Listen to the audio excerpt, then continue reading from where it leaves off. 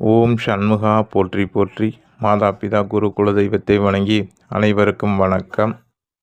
வல்லகி யோகம். ஜோதிடத்தில் பல்வேறு யோகங்கள் இருந்தாலும் அதில் வல்லகி யோகம் பற்றி பார்ப்போம். லக்னத்திற்கு 7ஆம் வீடு வரை உள்ள 7 பாவத்திலும் 7 கிரகங்கள் வரிசையாக அமர்ந்திருப்பது வல்லகி யோகம். அதாவது ராகு மற்றும் கேதுவை தவிர்த்து மற்ற 7 கிரகங்களும் லக்னம் முதல் 7ஆம் பாவகம் வரை அமர்ந்திருக்க வேண்டும். இதில் தொடர்ச்சியாக அந்த கிரகங்கள் அமர்ந்திருந்தால் மட்டுமே இது வல்லகி யோகம். இந்த யோகத்தின் பலனாகப்பட்டது இவர்கள் உயர்ந்த குடியில் பிறந்தவர்களாக இருப்பார்கள், நல்ல சுறுசுறுப்பாக இருப்பார்கள், நீதி தவறாத உத்தமர்களாக இருப்பார்கள், அறச்செயல்கள் செய்து புண்ணியத்தையும் கீர்த்தியையும் ஈட்டுபவர்களாக இருப்பார்கள்.